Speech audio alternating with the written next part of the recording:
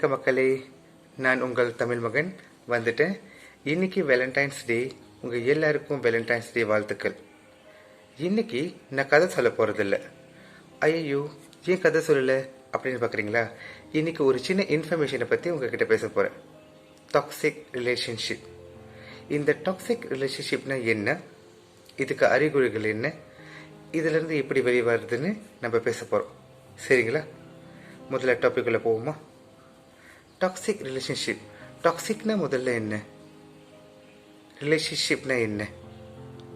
ரிலேஷன்ஷிப்னா நம்மளுடைய உறவுகள். ஓகே, அதாவது குடும்ப உறவுகள், திருமண உறவு அப்படின்னு நம்ம எடுத்துக்கலாம். டாக்ஸிக்னா சந்தோஷம் இல்லாத தப்பான ஒரு உறவு, நெகட்டிவான ஒரு ஃபீலிங் அது. சரியா?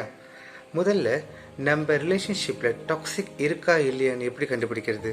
சில அறிகுறிகளை பார்ப்போம்.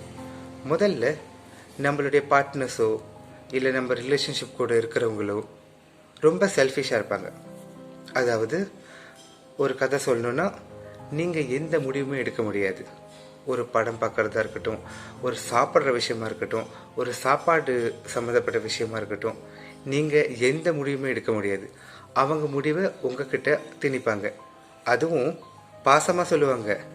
ஃபார் எக்ஸாம்பிள், உனக்கு தான் இதான் பிடிக்குமே, உனக்கு பிடிச்சது தானே செய்கிறேன், உனக்கு தான் அந்த கடையில் போய் சாப்பிட்டா பிடிக்குமே, உனக்கு இந்த ட்ரெஸ் போட்டால் தானே அழகாக இருக்கும் அப்படின்னு சொல்லி அவங்களுக்கு வேண்டியதை நிறைவேற்றிக்குவாங்க. பாயிண்ட் நம்பர் 1 அது. பாயிண்ட் நம்பர் 2 பார்ப்போம். ஜேலசி. அதாவது நீங்கள் எது செஞ்சாலும் அவங்களுக்கு ஜேலஸ் வரும். அது மட்டும் இல்லை, நீங்கள் ஒரு ஃபோன் பேசினா கூட அவங்க சந்தேகப்படுவாங்க. சரியா? ஃபார் எக்ஸாம்பிள், எப்படி சொல்கிறது, கண்ட்ரோலிங் பிஹேவியர். நீங்கள் இது செய்யணும், இது செய்யக்கூடாது, இவங்கக்கிட்ட பேசணும், இவங்கக்கிட்ட பேசக்கூடாது அப்படின்னு ஒரு ஜேலஸான ஒரு கண்ட்ரோலிங்கான ஆட்டிடியூட் தான் அது. சரிங்களா? அப்படி அது மட்டும் இல்லை, இது வெறும் டாக்ஸிக்னு கூட சொல்ல முடியாது. சில நேரம் வந்து அப்யூசிவாக போகலாம், வன்முறை கூட போகலாங்க. ஏன்னா இது ஆக்சுவலி அவங்களுடைய இன்செக்யூரிட்டி தான் காட்டுது. உங்கள் பார்ட்னருடைய இன்செக்யூரிட்டி தான் காட்டுது. அவங்க உங்களை சந்தேகப்படலாம், நான் நம்பிக்கை வச்சிருக்கேன்னு சொல்லலாம். ஆனால் அதே சமயம் வந்து நீங்கள் எது செஞ்சாலும் அவங்க பொறாமப்படுவாங்க. அது பாயிண்ட் நம்பர் 2. பாயிண்ட் நம்பர் 3க்கு போவோம். உங்களையே வந்து என்ன சொல்கிறது, அதாவது நீங்கள் எக்ஸாஸ்டட் ஆயிடுவீங்க. அதாவது உங்களுக்கு சலிப்பு தன்மை வந்துடும். அவங்களுக்கு பிடிக்கும்னா அவங்க கூட டைம் ஸ்பெண்ட் பண்ணுறத நீங்கள் சந்தோஷமாக ஸ்பெண்ட் பண்ணுவீங்க. ஆனால் நீங்கள் வந்து உங்களே வந்து எக்ஸாஸ்டடாக ஃபீல் பண்ணி வச்சிடும். ஓகே, உங்களுக்கு போர் அடிக்க வச்சிடும். எனக்கு அவர் கூட டைம் ஸ்பெண்ட் பண்ணுறதுக்கு பிடிக்கலன்னு தோணும். அது மட்டும் இல்லை, அவங்க கூட நீங்கள் வெளியே போகும்போது நீங்களாக போய் பேசுகிற மாதிரி இருக்கும். சிச்சுவேஷன் வந்து சரி நம்ம சந்தோஷமாக இருக்க பார்ப்போம், நம்ம நல்லா பேச பார்ப்போம்னு. எண்ட் ஆஃப் த டே நீங்கள் உங்களுக்கு ஒரு சலிப்பு வந்துடும். எத்தனை மணி நேரம் இருந்தாலும் ஒரு சந்தோஷம் இருக்காது. சரிங்களா? அது பாயிண்ட் நம்பர் 3. பாயிண்ட் நம்பர் 4, உங்களுடைய பவுண்டரிஸை அவர் மதிக்க மாட்டார். அதாவது அவங்க மதிக்க மாட்டாங்க. No respect your boundaries. For example வந்து எப்படி சொல்கிறதுனா, ஒரு விஷயம் நீங்கள் பேசுகிறோமா, நீங்கள் நோன்னு என்னைக்கு சொல்கிறீங்களோ ஒரு விஷயம் பேசும்போது அது கண்டிப்பாக ஒரு ஆர்கியூமெண்ட்டில் தான் போய் முடியும். ஓகே, அப்புறம் சில எல்லைகளை மீறுவாங்க. அது வந்து அவங்க எல்லைகளை மீறும் போது நீங்கள் ரொம்ப ஃப்ரெஷ் ஆகிடுவீங்க. Frustration will be there. அது உங்களுக்கு ஃப்ரெஷ் ஆகிற மாதிரி அந்த சிச்சுவேஷனை அவங்க டேர்ன் பண்ணுவாங்க. சரிங்களா? பாயிண்ட் நம்பர் 5, முக்கியமான பாயிண்ட்ங்க. உங்களோட ஃப்ரெண்ட்ஸ் அண்ட் ஃபேமிலி அவங்க எல்லாருக்கிட்டையும் இருந்து உங்களை விளக்க பார்ப்பாங்க, உங்களை தனிமைப்படுத்த பார்ப்பாங்க. உங்கள் மேலே பாசம் வச்சுருக்கேன், பொசசிவாக இருக்குன்னு சொல்லிட்டு உங்களை ஒதுக்கிடுவாங்க. ஏன்னா அவங்களுக்கு இன்டைரக்ட்லி நீங்கள் வேறு யாரு கூட பேசக்கூடாது, அது அவங்களுக்கு பிடிக்காது. இன்செக்யூரிட்டி இல்லை, ஆனால் அவங்களுக்கு பிடிக்காது. ஒரு கட்டத்துக்கு மேலே நீங்கள் மட்டும்தான் இருப்பீங்க. நீங்களும் உங்கள் ரிலேஷன்ஷிப்பில் உள்ளவங்களும் மட்டும்தான் இருப்பீங்க. அது வந்து அது மட்டும் இல்லாமல் உங்களுக்கே உணரும் நீங்கள் ஃப்ரெண்ட்ஸ் கூடயும் ஃபேமிலி கூடயும் சகஜமாக இல்லை, உங்கள் லைஃப்பை முழுசாக அவர் கண்ட்ரோல் பண்ணிட்டார் அப்படின்னு. அடுத்த பாயிண்ட், 6வது பாயிண்ட், மேனிப்புலேட்டிவ்.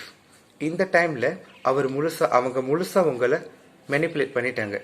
அவங்க கேட்குற முன்னைக்கு நீங்களே போய் அவங்களுக்கு பிடிச்ச விஷயங்களை செய்ய ஆரம்பிச்சிருவீங்க. ஐயோ நம்ம செய்யலைன்னா நம்மள தப்பாக நினைப்பாங்களோ, அவங்களுக்கு இது பிடிக்குமே, அவங்களுக்கு இது ரொம்ப பிடிக்கும், அதை நம்ம செய்யலைன்னா அது தப்பாக போயிடுமோ, இல்லை நம்மளை தப்பாக நினச்சிருவாங்களோன்னு நீங்களே ஒரு ஜட்மெண்ட்குள்ளே வந்துடுவீங்க. உங்களுக்கு அந்த விஷயம் பிடிக்குதா இல்லையாங்கிறது வந்து செகண்டரி. அவங்களுக்கு பிடிச்சிருக்குங்கிறதுக்காக நீங்கள் போயிட்டு தானாகவே அந்த விஷயத்த செய்வீங்க.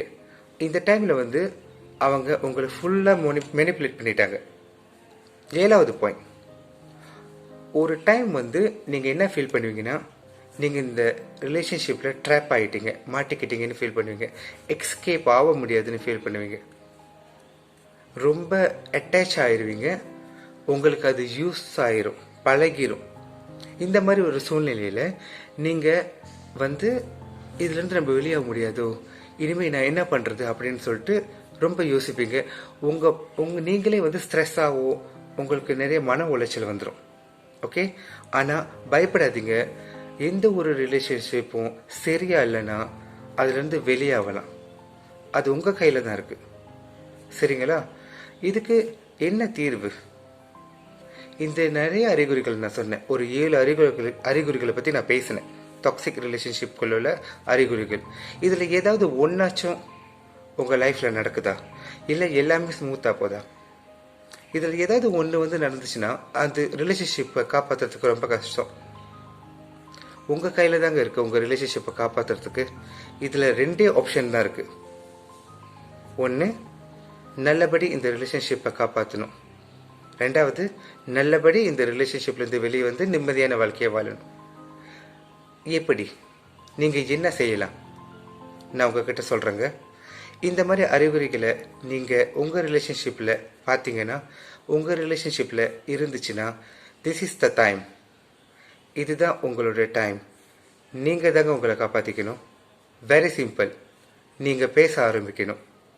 அதாவது நீங்கள் இந்த மாதிரி ஒரு விஷயங்கள் நடக்கும்போது உங்களுடைய பார்ட்னர் கூட, நான் என்ன ஃபீல் பண்ணுறேன்னா, வாட் ஐ ஃபீல் இஸ், நான் என்ன நினைக்கிறேன்னா, உங்களுடைய ஆர்கியூமெண்ட்ஸாக இல்லாமல் உங்களுடைய ஒப்பீனியனை ஸ்ட்ராங்காக சொல்ல ஆரம்பிக்கணும்.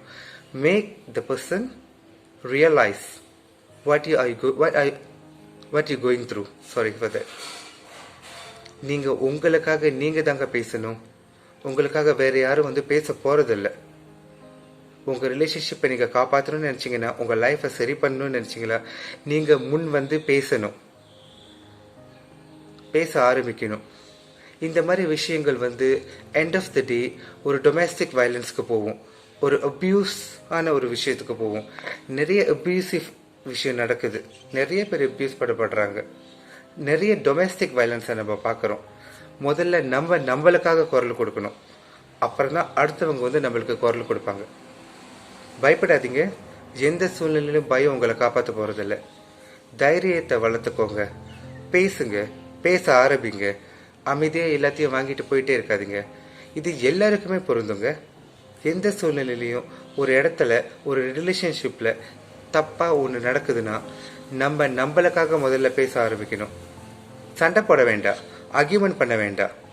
ஆனால் உங்களுடைய ஒப்பீனியன்ஸை வியூயையும் ஸ்ட்ராங்காக சொல்லுங்கள். உங்கள் ரிலேஷன்ஷிப்பை காப்பாற்றணும்னு நினச்சிங்கன்னா நல்லபடி காப்பாற்றலாம். இல்லையா, நல்லபடி விலகி நிம்மதியான வாழ்க்கையை வாழணும். நம்மளுடைய மோட்டிவ் வாழ்க்கையை சந்தோஷமாக வாழணும்.